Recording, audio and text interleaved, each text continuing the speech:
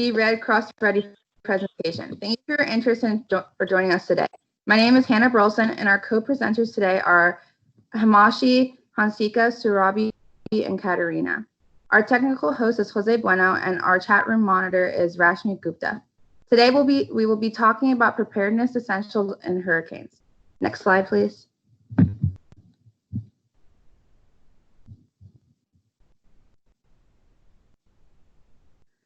Before we begin, here are screenshots of both a computer and a phone. If you have any questions or comments at any time, wiggle your cursor in the middle of the screen and a selection bar will appear. Click on the speech bubble and that will open the chat screen on the right of your screen. Our chat moderator will relay your questions or comments at certain times in the program. Some of our sessions are recorded and the chat will be viewable later. We might post a link, attachment, questionnaire, or quick poll at the end of the session. These are to inform us whether we are communicating the message well. Most of our sessions are recorded and will be available later, together with the chat conversation and items posted. We do not require your contact information unless you'd like us to send you follow-up materials. Katerina will now tell us about the essential to be Red Cross ready for disasters. Next slide, please.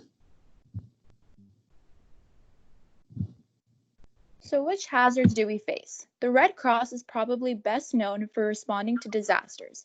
However, the American Red Cross also provides medical first aid, supports our military families, reconnects families, and provides 40% of the nation's blood. Every year, communities across the United States and around the world face natural hazards. This includes tsunamis, volcanoes, hurricanes, tornadoes, floods, and winter storms, landslides, mudslides, infestations, droughts, and wildfires. Experience tells us these can have huge impacts on individuals and the community. We also know that the more prepared a community is, the more resilient it is in its recovery. Notice the light green in Florida. That indicates hurricanes and tornadoes affect us particularly, whereas the Caribbean islands don't get tornadoes. Unfortunately, the most common disaster the Red Cross responds to daily is home fires. The Red Cross responds to a fire every 8 minutes, and we aren't even called to every home fire. These impact thousands of households every year. Next slide, please.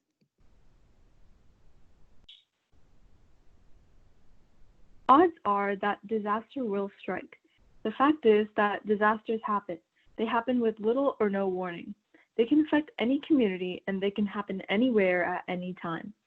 It's a disaster if normal response systems are overwhelmed, property is damaged or destroyed, and people are hurt. In our area, we try to prepare for fires, hurricanes, flooding, thunderstorms, tornadoes, and occasional earthquakes, but luckily no winter ice storms or volcanoes. And now we are also dealing with a new type of disaster, the pandemic called COVID-19 or coronavirus. Today, we are going to address the preparedness essentials for these emergencies and help you be Red Cross ready. Next slide, please. It is up to you to be ready. In any of the disasters that we have talked about, a lot of people assume that someone else will be there to help. However, resources just aren't there to support everyone immediately. First responders, disaster organizations, government agencies, and hospital emergency rooms do their best. However, on average, these groups are staffed and prepared for normal day-to-day operations, and resources may be limited during a disaster. The truth is, we will have to depend on ourselves first. Why? Because roads may be impassable, utilities may be unavailable, hospitals and first responders could be overwhelmed, and banks, grocery stores, gas stations, pharmacies, schools, and workplaces may be closed for days. You may also need to help others, such as members of your household, neighbors, or those who have functional or access needs. Do not count on receiving help right away. Next slide, please. You can prepare. All of us can and should be prepared to help ourselves and our households. Will preparation be perfect? No.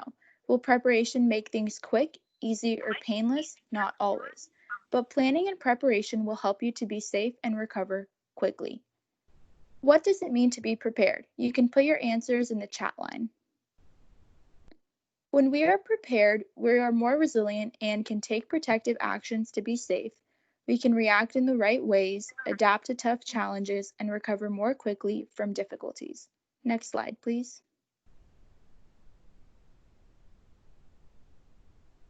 Red Cross ready. What does it take to be prepared? To be Red Cross ready, you need to do 3 things. Get a kit, make a plan, and be informed. First, get a kit. Assemble 2 kits of emergency supplies and a supply of prescription medication. One kit is your go bag for quick evacuation, and it should last you about 3 days. The other is for longer-term sheltering, preferably for 2 weeks of supplies. Start with the basic supply list. You can find one at redcross.org. Customize your kits to meet your needs. It's also a good idea to put a list of additional items you'll need into your kit now, together with a copy of important documents and contacts that you might need later. Make a plan. Identify the steps you will need to take to respond to specific disasters. For each disaster, decide who in your household will do what, where you will go, where you will meet, and how you will communicate with each other. Then, be informed. Finally, it is important for you that you are well informed. Learn now about how you will get information if a disaster occurs and what resources are available to your community. This will allow you to quickly respond to help yourself, your household, and your community.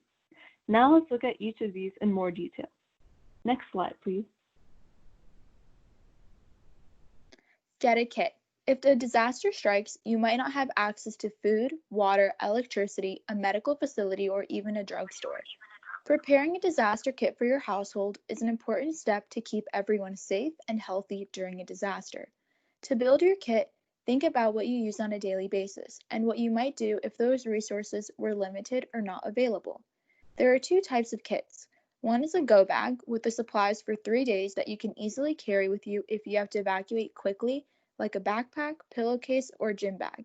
The other type of kit has supplies to shelter in place or for a long-term evacuation. It could be a plastic bin, a suitcase, or a trunk.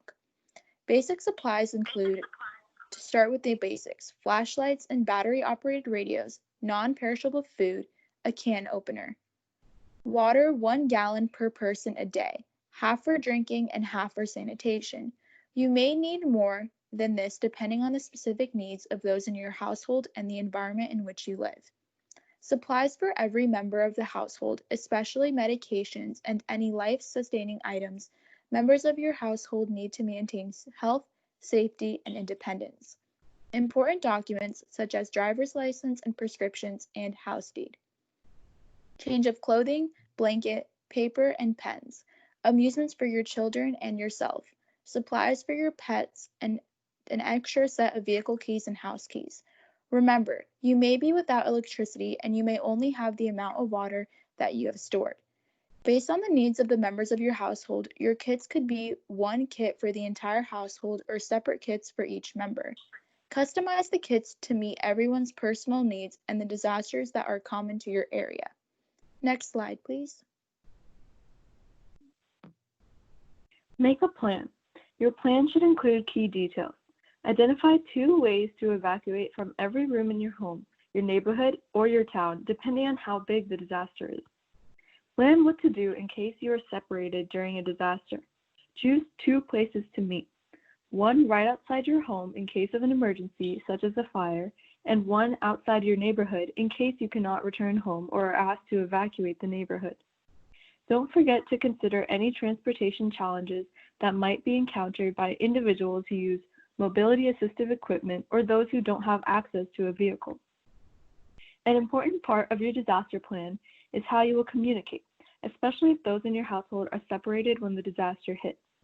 Make sure each family member, including children, has contact details for everyone and that they keep that information with them at all times.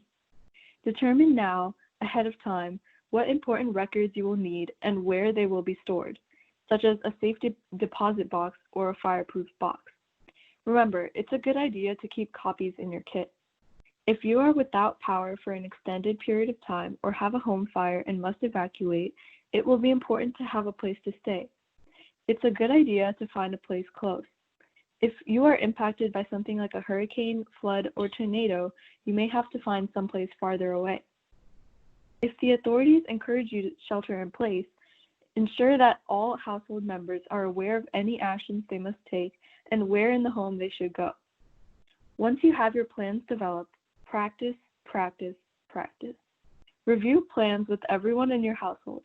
If anyone has a caregiver, be sure to review the plan with them as well. Next slide, please. Be informed. We talked a little about being informed and how important it is to know what hazards you should prepare for. But there is more to it. It's an ongoing process. Here are some of the things you should do. Know how your community warns of a coming disaster. Some communities have outdoor sirens, others depend on media and smartphones to alert residents of severe weather or dangerous events. Use a NOAA weather radio or listen to a local station on a battery-powered radio or television for updated information. This allows you access to important information even if the power is out. You may also want to consider having a list of the local stations in your disaster kit. Understand the difference between a watch and a warning and how to respond to each. A watch means there is the potential for a specific type of weather event or hazard. Be alert. Pull out your kit, complete preparations, monitor weather and local emergency broadcasts, and be ready to take immediate actions if conditions worsen. A warning means that a specific type of severe weather or hazard is immediate, imminent, or already occurring. You should take immediate action to protect yourself when a warning is issued. Learn about an area before you travel there. Know what disaster risks they face and how to protect yourself. For instance, when visiting an area known for earthquakes, know what to do when the shaking starts and after it stops. Know your neighbors. They can be good resources of community information or if someone needs help. Next slide, please. Tools. We've talked a lot of important information today, and I want to make sure you don't forget about all the tools that are available to help you, your loved ones, and your community prepare for disasters. Any questions, please put them in the chat line. Just a quick note, the radio we show here is battery operated, a solar panel, and a hand crank that allows you to recharge phones through its USB port, and it is a NOAA radio. These and similar ones are available online. Please download the Red Cross Emergency and First Aid apps to your mobile devices and Monster Guard for your children. These apps provide you with vital information in the event of a disaster and are available in the app stores for free. The apps and the Red Cross Safe and Well website are also available in Spanish. Just like your plan, practice using the Safe and Well website. Once registered, you have the option of updating your Facebook and Twitter feeds. Create and copy the contact cards to make sure everyone in the household can reach someone if disaster strikes. Remember, you can't count on technology alone. Phones break or lose their charge, cell coverage goes out, and phone lines become overwhelmed. Be sure you think about how you'll communicate if these things become unavailable.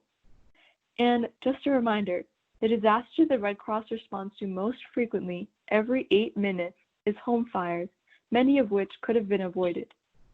Please watch our previous session about essentials and home fires on YouTube. Chat room monitor, do we have any questions at this time? No, we have none at this time. Okay.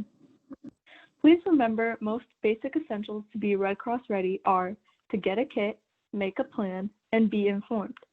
Please make or check your kits this week, now, today. Next slide, please.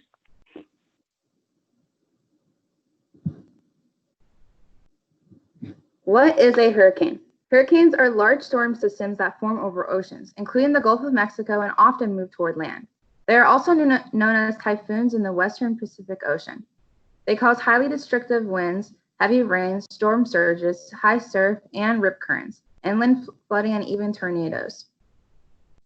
We will now learn more about hurricanes.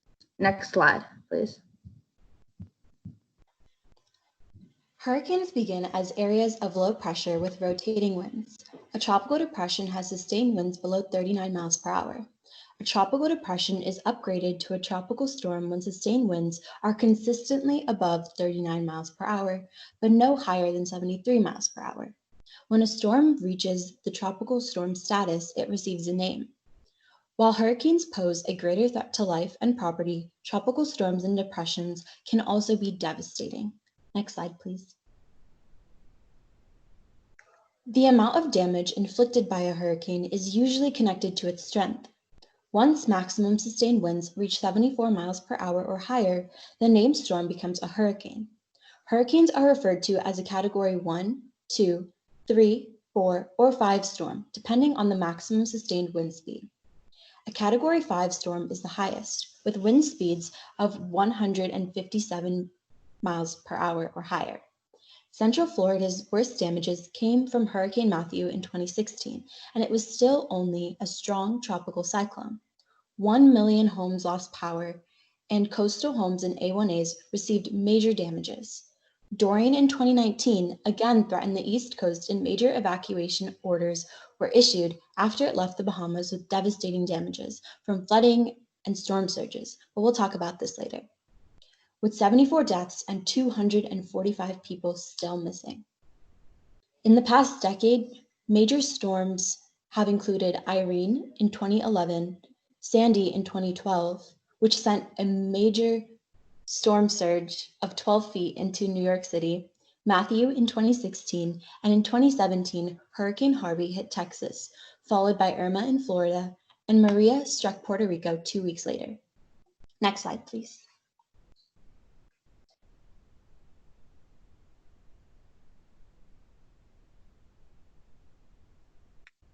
The Atlantic Ocean hurricane season in places such as Florida or South Carolina is from June through November. Peak activity occurs from mid-August to late October. In the Central Pacific Ocean region, including Hawaii, hurricane season is also June through November. But in the eastern North Pacific, including the open ocean off of California, hurricane season starts in mid-May. Despite having defined hurricane seasons, it is possible for hurricanes to occur outside of those seasons and outside of the normal hurricane-prone regions. Next slide, please. The effects of hurricanes are often devastating to people, animals, property, transportation, and utilities. People are injured or killed, primarily due to drowning in storm surges and by flooding and by flying debris. Pets and livestock face the same risk. Storm surges happen when an abnormal rise of water is blown by a hurricane out of the areas it normally resides, canals, waterways, oceans, rivers, and lakes, and flows onto the land that is usually dry. It can be more than 20 feet above normal. Storm surges can impact hundreds of miles of coastline and can travel several miles inland, resulting in widespread damage and dangerous conditions. Homes, buildings, and roads are damaged or destroyed.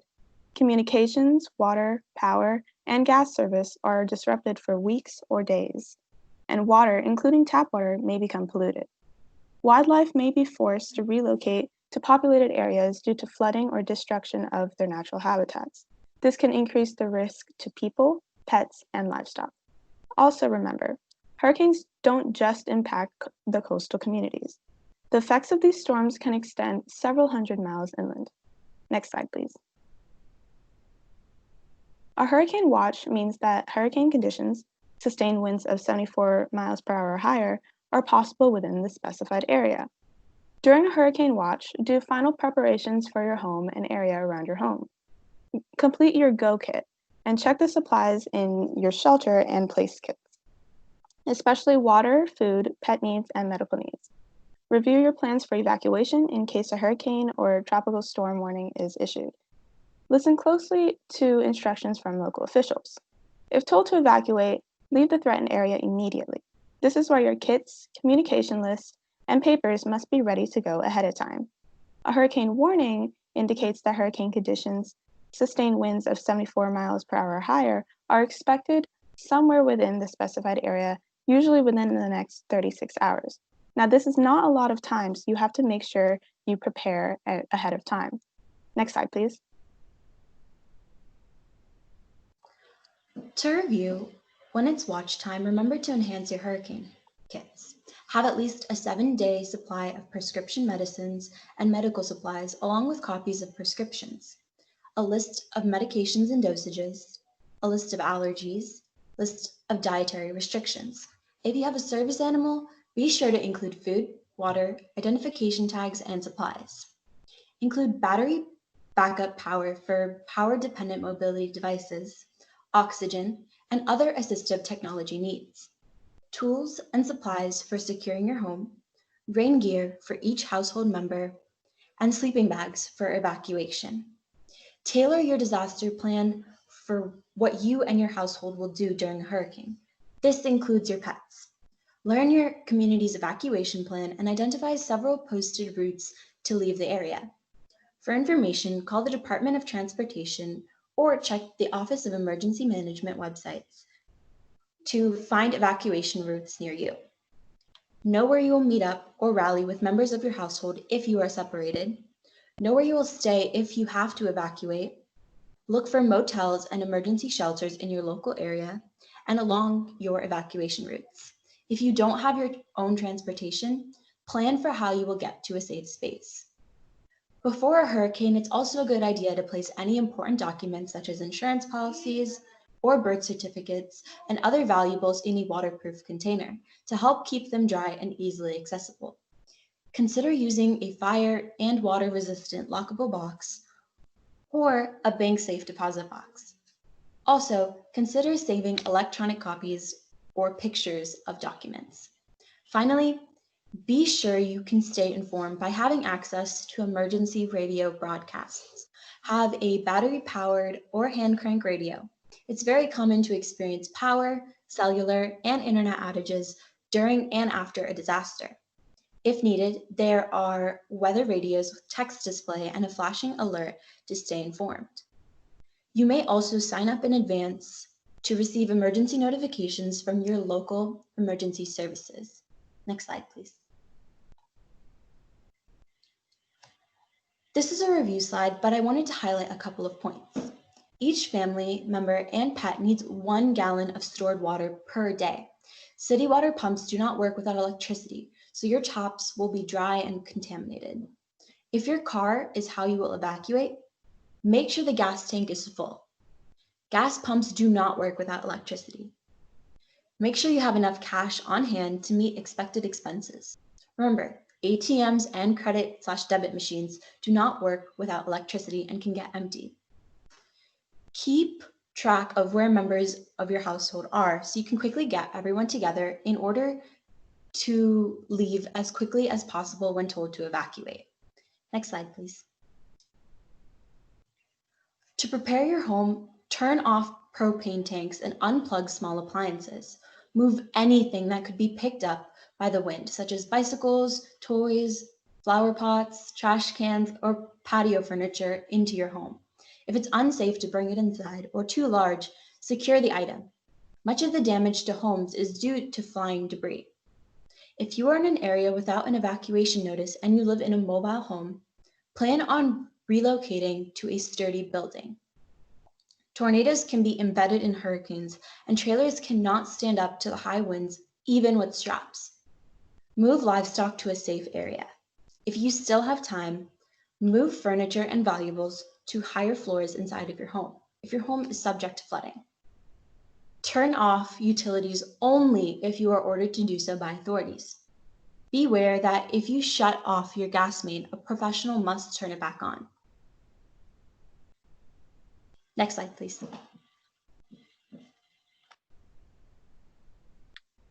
Protect your home now. Invest in permanent storm shutters or purchase plywood that is at least 5/8 of an inch thick and cut it to fit your doors and windows.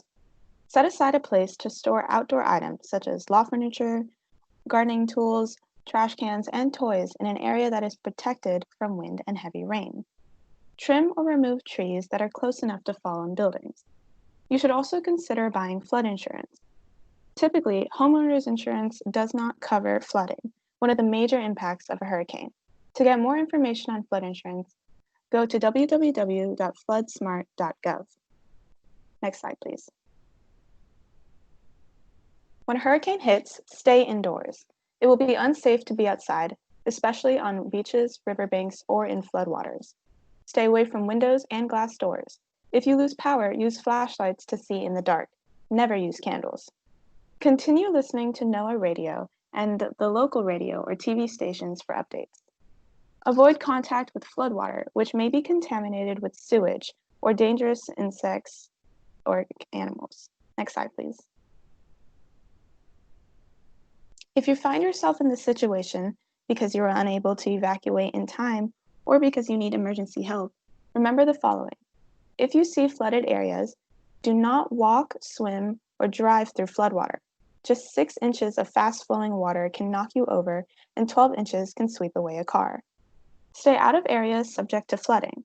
Underpasses, dips, low spots, canyons, and washes can rapidly fill with water.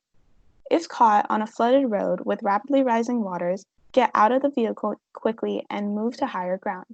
The most important thing to remember if you encounter a flooded area is turn around, don't drown. It is almost impossible to determine how much standing water is in an area experiencing heavy rains or a hurricane. Taking that route is not worth the risk. Next slide, please. After a hurricane. Once the hurricane has passed, check for injuries and then let friends and family know that you're safe. When driving, use caution on flooded roads. Stay out of any building that has water around it. When inside your home, don't walk across a sagging floor that could collapse. Watch for rodents, snakes, spiders, and insects that may have entered your home. Avoid pushing or leaning against walls and furniture that have been damaged. If the weather is dry, open windows and doors for the fresh air and to help your home dry out. This is important when dealing with mold, a serious health risk following a flood. It's particularly harmful to children under 12, anyone with asthma, allergies, or other breathing conditions, and people with weakened immune systems. Continue to take care of yourself and members of your household. If you are uncertain of the quality of your water, use bottled water. Throw out food that is in a flooded refrigerator or one without electricity longer than a short while. Pay attention to how you and your loved ones are experiencing and handling stress. Help people who need additional assistance, including infants, older adults, those without transportation, individuals with functional or access needs, and the people who care for them. And if you have to evacuate, only return home once local authorities have said it is safe to do so. Remember your pets too. After storms, the number of animal injuries increases due to debris, so watch animals closely and keep them under your direct control. If you encounter an abandoned pet, use caution. The combination of confused dogs and stressed people increases the incidence of dog bites. Be sure to stay informed by listening to local news or a NOAA weather radio for updated information and instructions. Next slide, please. If you've had to evacuate and when local authority says it's safe to return to your neighborhood to inspect your home for the first time, there are some general things that you should keep in mind. Consider whether or not you should bring children. It may be unsafe for them, and seeing the damage may add to the stress that they are already experiencing. It may be better to leave them with a trusted relative or friend the first time you return home. Keep well away from loose or down power lines, and report them immediately to the power company. Once you get home, be sure to wear protective gear, including gloves, boots, eye protection, a dust mask or respirator, and a hard hat if you have one. If the conditions are safe and you use protective gear, you can make temporary repairs to cover holes, brace walls, and remove debris. If power is out, use a flashlight. Do not use any open flame, including candles. If you have a generator, be familiar with the operating instructions and take precautions to avoid carbon monoxide poisoning, electrocution, and fire.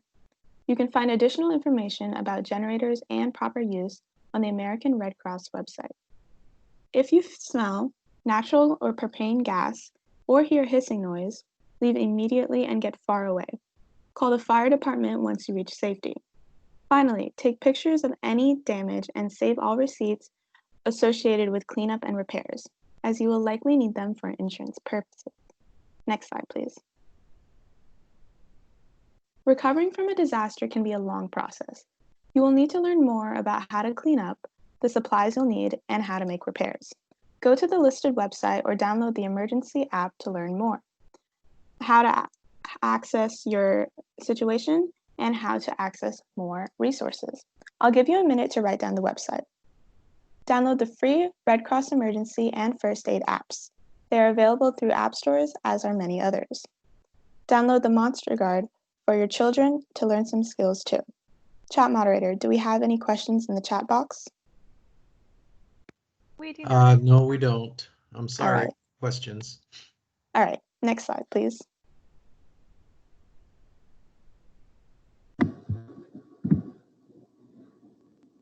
So, preparedness essentials. Be Red Cross ready. Get a kit, make a plan, and be informed. Fire safety. Keep your family safe from home fires by doing fire drills at your home. You need to be out in 2 minutes. Test your smoke alarms monthly and check your fire extinguisher. Designate a family meeting place away from the home in front so the fire companies know you are all out. Get out, stay out, and dial 911 after you are at your meeting place. COVID-19. The Red Cross follows a CDC protocol. We recommend you protect yourselves against COVID-19 by C, cover with a mask, D, distance at 6 feet, and C, clean hands and other surfaces regularly. Other topics will include thunderstorms and tornadoes, more about the essentials for your emergency preparedness kit and for children, the Pillowcase Project, and Monster Guard. Next slide, please. Thank you for joining us today to be Red Cross Ready. If you found today's presentation helpful, please recommend it to your friends, neighbors, and coworkers. And join us for another information session about being Red Cross Ready. Also, please consider taking a Red Cross first aid class or becoming a Red Cross volunteer like me. Together, we can help our community be prepared for any disaster. If you'd like more information about this or anything else American Red Cross provides, please check out redcross.org. Central Florida region helps you be Red Cross ready. Please join us. Lunch and Learn Tuesdays from noon to 1 and Thursdays 5 to 6. Chat room moderator, any last questions? No, you guys are doing such a wonderful job. There's no questions. Thank you. Thank you for joining us today, and thank you to my team. Please join us next week or watch our previous sessions on YouTube. This concludes our presentation today. Thank you for